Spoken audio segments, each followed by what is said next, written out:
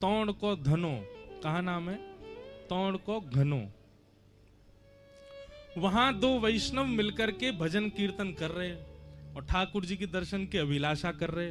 बहुत ध्यान से सुनियो। एक बात निश्चित है कि जहां वैष्णव बैठकर के ठाकुर जी को भजन करवे लग जाए तो वहां श्री जी एक बार तो पाम फेर के आमे ही हैं। तो श्री जी एक बार वह जगह भ्रमण करके आई तो श्री जी को बड़ी भाई वो जगह। श्री जी ने आके लाल जी से कही, लाल जी अब को रास करेंगे, अब को निकुंज विलास करेंगे कहां? बोले तौण के धने में।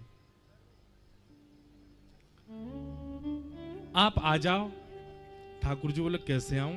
बोले अब तो कैसे हुआ, वहां दो भक्त हैं उनको दर्शन भी देना, हम रास बिहार भी करेंगे।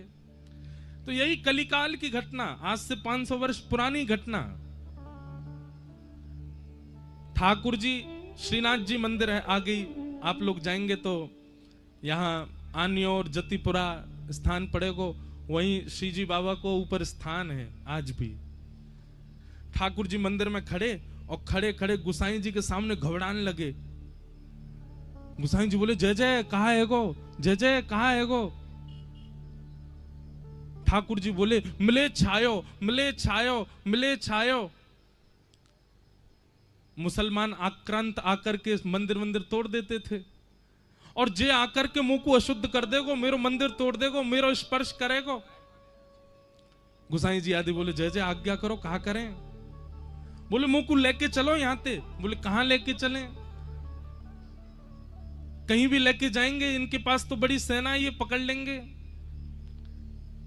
अब ये है रास।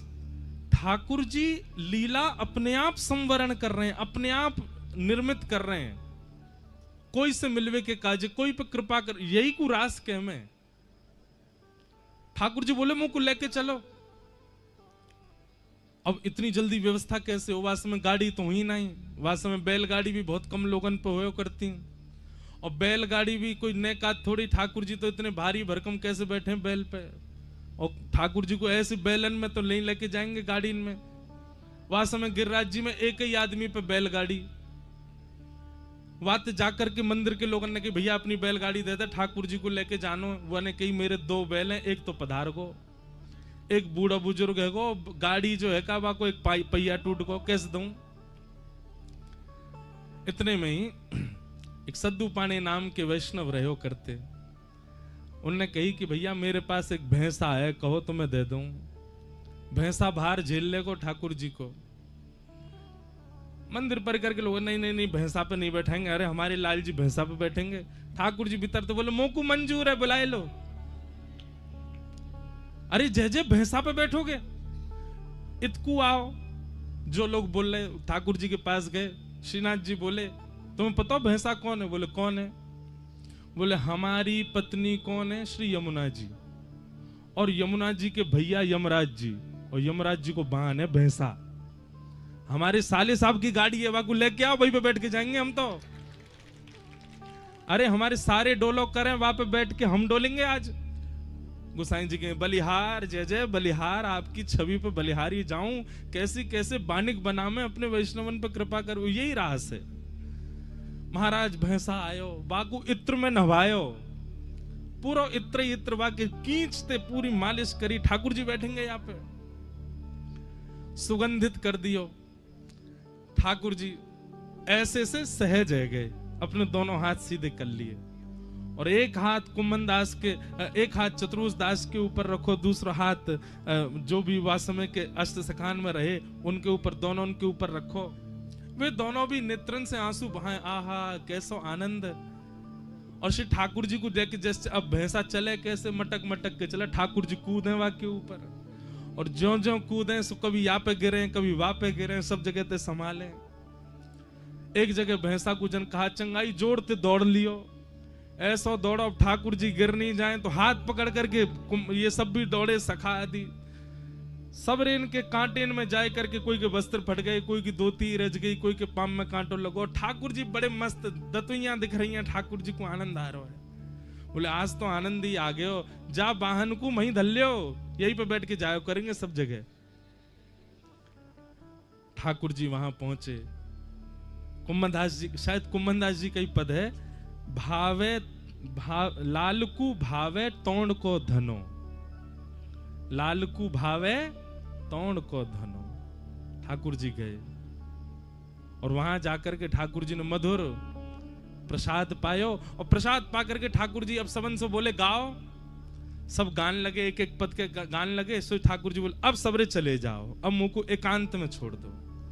सब वहां से चले गए। तब श्री जी आई। श्री जी ने आकर के ठाकुर जी के संग रास विहार किया।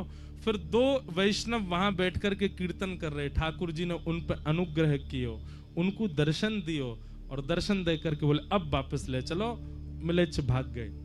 यासों कहें रास।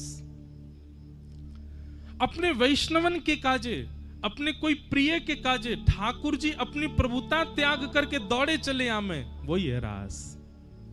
रास को मतलब नृत्य नहीं है, रास को मतलब नाचनो नहीं है। हमारे रस पक्ष से इतना प्रेम है गयो ठाकुर जी को कि ठाकुर जी अपनी प्रभुता में नहीं रह पाए, वही है रास।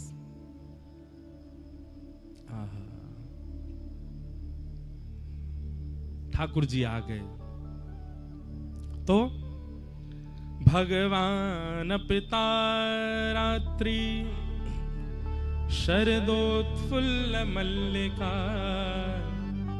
शरद पूर्णिमा के चंद्रमा आज जैसे उदित भये। बंधुओं, इस शरद पूर्णिमा कौन है? वृंदावन रूपी प्रियतमा को प्रियतम है। और आज जैसे शरद पूर्णिमा प्रकट भयो, शरद पूर्णिमा की छांव, शरद पूर्णिमा की किरण ने वृंदावन में जाकर के अपने प्रकाश से जब वह को प्रकाशित कियो, असमय हैवे के कारण भी वृंदावन में जितने पुष्प हैं, जितने वृक्ष हैं, सब ने अपने ऊपर पुष्प प्रकट कर दिए। सुंदर सुंदर पुष्प, सुंदर सुंदर वृक्ष, सुंदर सुंदर हरियाली प्रकट है गई चारों ओर। मानो जैसे शरद पूर्णिमा के चंद्रमा ने एक श्वेत वर्ण की पूरी कालीन जैसी बिछाई दी हो। आज ठाकुर जी रास विहार करेंगे वृंदावन में। शरदोत्फुल्ल मल्लिका और विक्षरन्तुम मनश्चक्रे योगमायामुपाश्रितः। विक्षरन्तुम मनश्चक्रे, ठाकुर जी ने अपनो मन बनायो। केवल गोपियों ने मन नहीं बनाया ठाकुर जी के संग रास करने का, आज ठाकुर जी ने भी मन बनाया कि मैं गोपीन के संग रास करूंगा। इसलिए रास विहार को आप केवल सामान्य लीला मत समझो। ठाकुर जी मन बना रहे हैं गोपीन से मिलवे को, वैष्णवन से मिलवे को, अपने भक्तन से मिलवे को। विक्षरन्तुम मनश्चक्रे योग मायाम उपाश्रित। योग मायाम, योग माया के आश्रय में आकर के ठाकुर जी ने रास विहार किया। योग माया कौन है? वैष्णो देवी। ठाकुर जी ने वाक्य आश्रय में आकर के रास विहार कियो, या को मतलब कहा है भैया इतनी गोपी आमेंगी रास करवे, सबन के घरवारे पीछे पड़ेंगे, सबरे घरवारे ढूंढेंगे कहा भयो, कैसे भयो, कहां गई हमारी घर की बहू बेटी सब। तो योग माया यानी कि वैष्णो देवी जितनी गोपी आई हैं उतनी गोपीन को रूप धारण करके योग माया ही घर में विचरण कर रही है। जैसे आप सब लोग यहां आए हो, पर आप आ गए हो, आपके घरवाले ने पतो है, पर ठाकुर जी ने जब रास विहार कियो तो जितनी गोपी आई उतनी गोपीन को रूप धारण करके योग माया विचरण कर रही है। तो सब घर के लोगन को लग रहा है कि हमारी बहू बेटी तो घर में ही बैठी है, कहीं गई थोड़ी है, पर वास्तव में सब है रास विहार में। इसलिए योग मायाम उपाश्रित, भगवान ने रास विहार किया।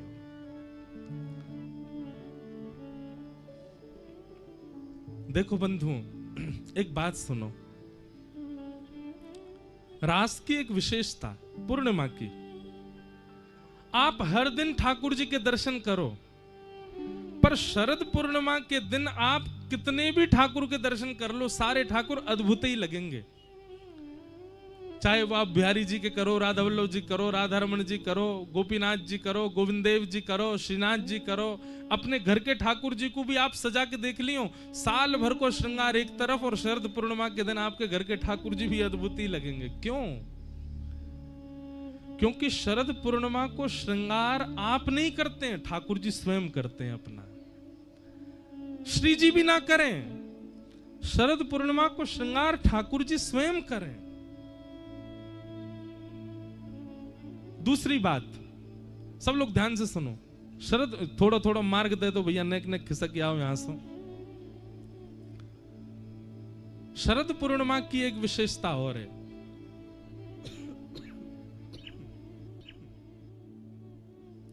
नेक नेक इतकू खिसक जाओ, नेक एक मार्ग बना दो।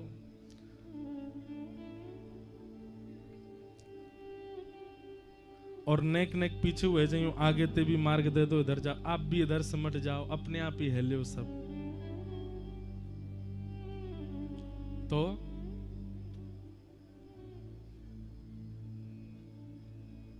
भाव सो कथा सुनो। शरद पूर्णिमा की कुछ विशेषताएं हैं। पहली विशेषता, ठाकुर जी अपनो श्रृंगार स्वयं करें। आप माध्यम भले ही बन जाते होंगे, आपके कर कमल को आश्रय ले लें, आपकी दृष्टि को आश्रय ले लें, पर वादना को श्रृंगार ठाकुर जी स्वयं करामे अपनो। क्यों? ठाकुर जी मिलवे जावे वारे हैं ना, ठाकुर जी मिलवे जावे वारे हैं ना गोपीन सो, किशोरी जी से रास करवे जावे वारे हैं, हमारे ठाकुर जी अपनो श्रृंगार स्वयं करें। अब देखो, रास कब भयो? अर्धरात्रि में। यशोदा मैया तो ठाकुर जी को शयन करा चुकी है, लाल जी सो चुके हैं पीरी चदरिया ओढ़ करके। अर्धरात्रि में ठाकुर जी जब देख लें यशोदा मैया सो गई, नंद बाबा सो गए, तब ठाकुर जी उठे और फिर उठ करके अपनो श्रृंगार स्वयं करें। श्वेत वस्त्र पहने, श्वेत बाघा पहने, श्वेत सुंदर मणिन सो मंडित, सुंदर सुंदर हीरान सो मंडित मुकुट धारण करें, अपने आप अपने हाथ से पाग बांधें, अपने आप चंद्रावली, अपने आप पत्रावली को श्रृंगार करें, कानन में मत्स्याकृत कुंडल पहने, गले में माला। ठाकुर जी ने शरद पूर्णिमा को अपना श्रृंगार स्वयं किया है, इसलिए ठाकुर जी शरद पूर्णिमा के दिन अद्भुत ही लगते हैं।